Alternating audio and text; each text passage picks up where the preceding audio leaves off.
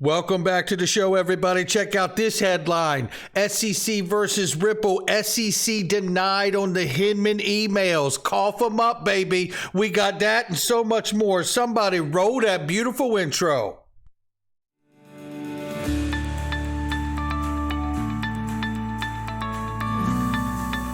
Digital Perspectives with Brad Kimes. Come on in.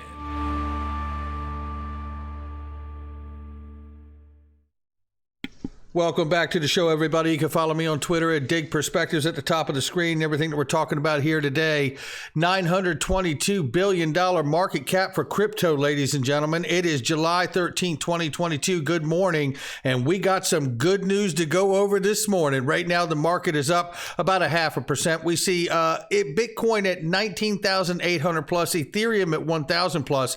XRP is at 31 cents at the number 7 spot. We will keep an eye on it. The range of price very quickly between 31, 32 cents. Very tight trading range this morning. Let's take a look at this right now. Let's take a look. Check it out. It's Ledger, ladies and gentlemen. Make sure you're not messing around. If you're wondering what to do with your holdings, I tell you what I've done with mine. I got the majority of my holdings on Ledger right now, Ledger Nano, and I feel a lot better about it. If you're looking for cold storage, Ledger is absolutely one that I trust. You can check out the link underneath the video, and there are incredible specials and deals, but you got to click the link. Look, let's go over some quick breaking news here to understand what's happening around the world and in the traditional economy here. The head of the International Energy Agency is warning that a global energy crisis may get worse. Now, that is something to pay attention to. Things are getting very difficult in Europe when it comes to heating. Now, take a look at this. The Fed has been drilling the narrative for a liquidity crisis in the U.S. China bank runs could make this even more interesting situation, as the Fed says, essentially, I'm concerned whether the United States will have the financial capacity to combat future downturns.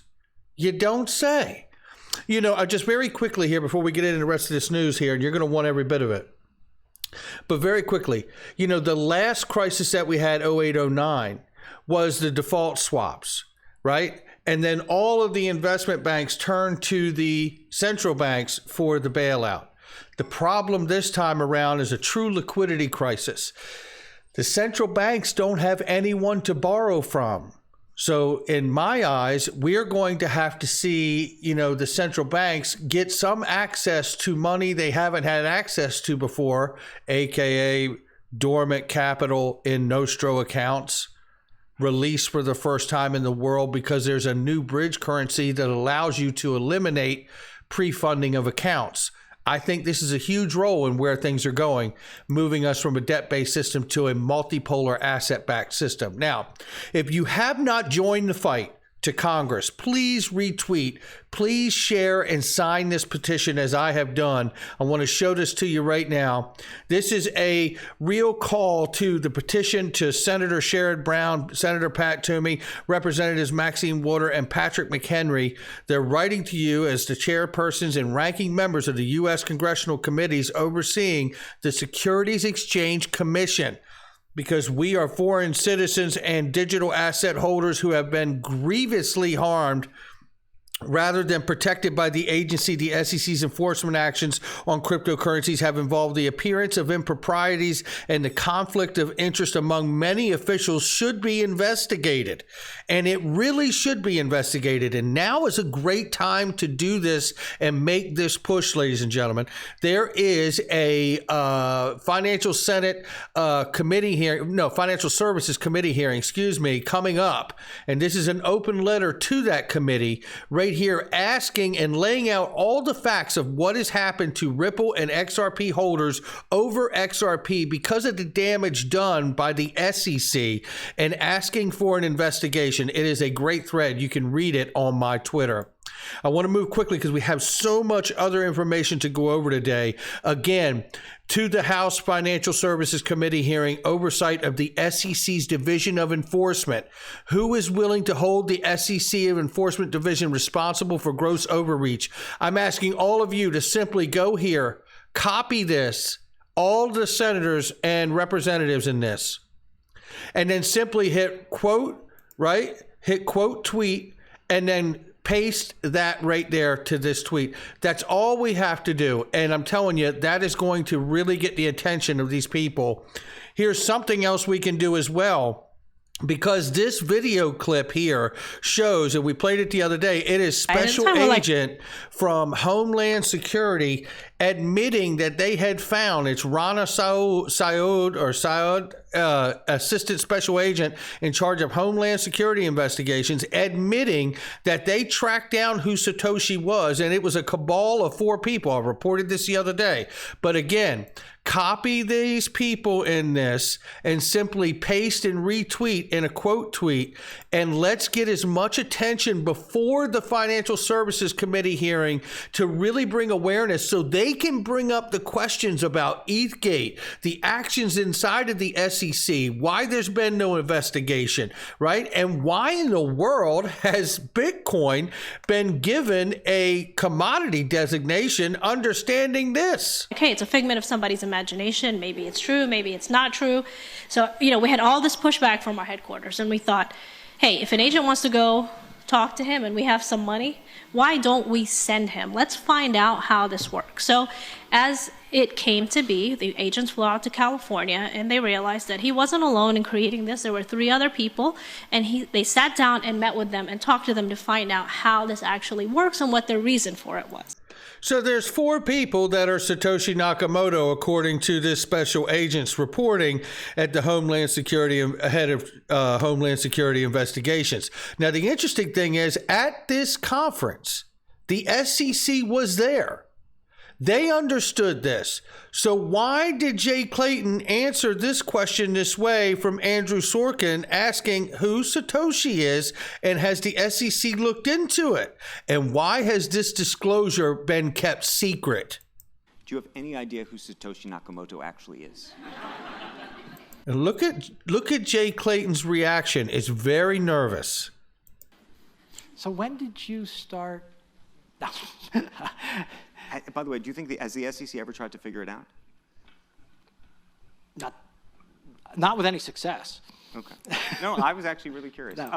Well, were you listening to music on your iPod or somebody from the SEC? Because they were acknowledged that they were there at the hearing when the person, the special agent from Homeland Security, acknowledged they know exactly who the 4 people who Satoshi Nakamoto are, and why are those disclosures not known to everyone who holds Bitcoin, and how in the world did it get a commodity designation? This is why we need to do this, everybody. We just want a level playing field, isn't it? I don't want anyone to get in trouble or go to jail, but the truth is, the truth has been held back from us. That's the truth. And talking about some truth, we're getting into it now. James K. filing. The parties have been filing their various motions to exclude expert testimony over the last few hours. But everything is sealed and will be until Judge Torres decides the sealing issues. So there's nothing new to see right now. Shout out to James K. Filer for everything he does. Right here we see XRP District Judge Torres sets briefing schedule for sealing dispute in connection with the expert challenges, as he just reported on, reminds parties that the bargain for confidentiality doesn't overcome the presumption of access to judicial documents. How about that one?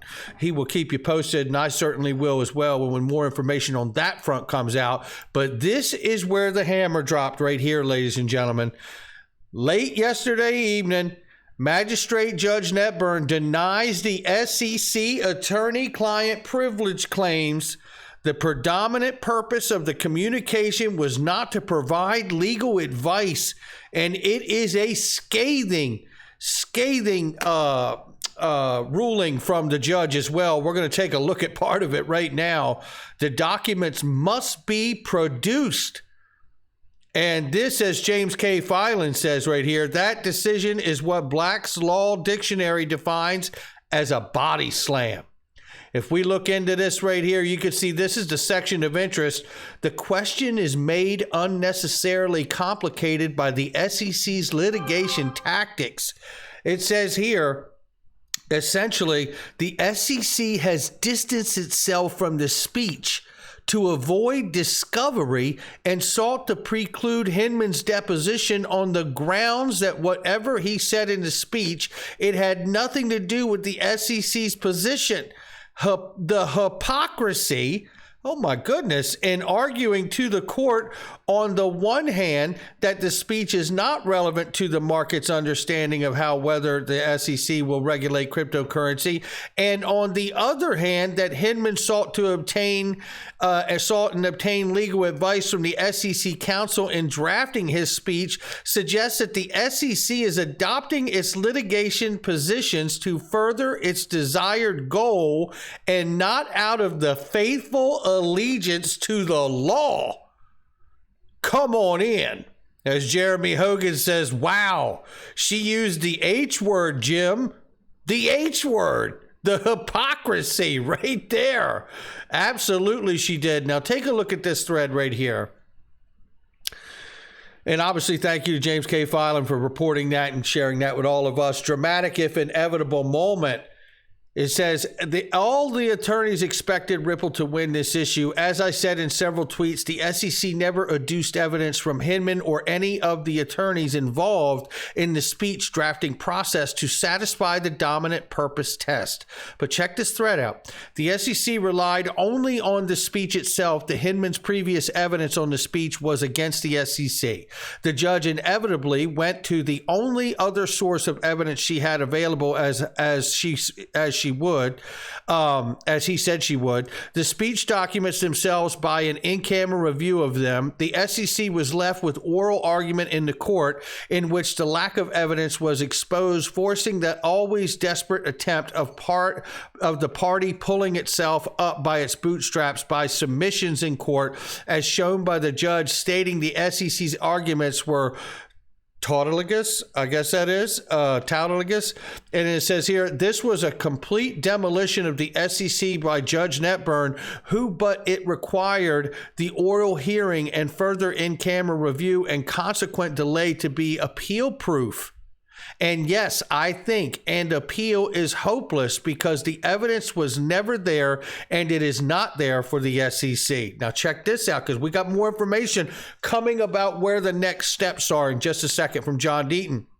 So it was a great outcome, and the judge was very cunning, and the only negative was that 3-month delay, which Ripple caused in not focusing on the attorney-client privilege last year, as I explained in my thread on the weekend.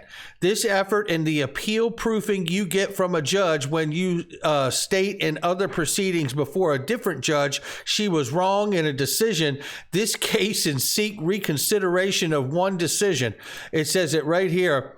Defendants to depose Director Hinman, but that non-binding decision is a wrong because it failed to recognize, as described above, that the information available to defendants was relevant inquiry, so on and so forth. Yeah, that's how you piss off a judge right there.